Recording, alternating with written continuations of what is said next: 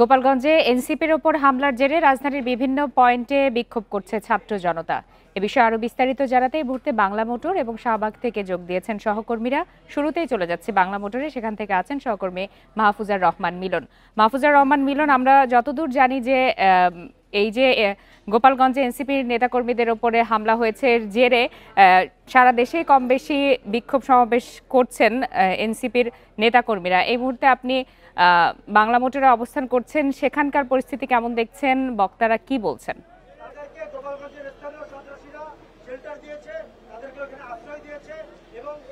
দেখুন, আজকে এনসিপির উপর যখন গোপালগঞ্জে হামলা হলো, এরপর থেকে সারা বাংলাদেশে ফেটে পড়ে ছাত্র জনসমাজ।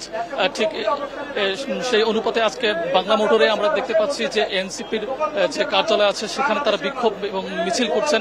তাদের দাবি হচ্ছে অবিলম্বে যারা হামলাকারী দুষ্কৃতিকারী তাদেরকে গ্রেপ্তার করতে হবে এবং তাদের জোর দাবি হচ্ছে যে সেখানে নিরাপত্তা বাহিনীর তারা অবহেলা দেখতে পাচ্ছেন।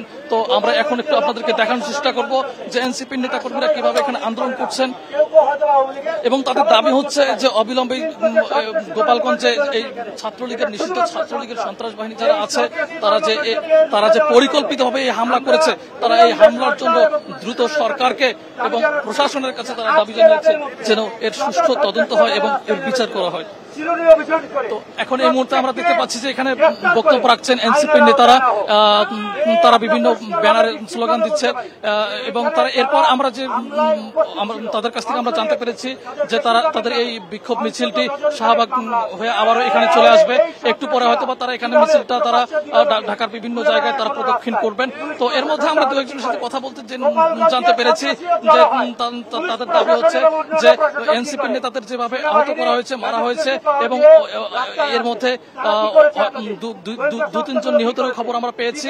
তো তাদের এই ঘটনার সম্পূর্ণ তদন্তের দাবি জানিয়েছে তারা। তো এখনো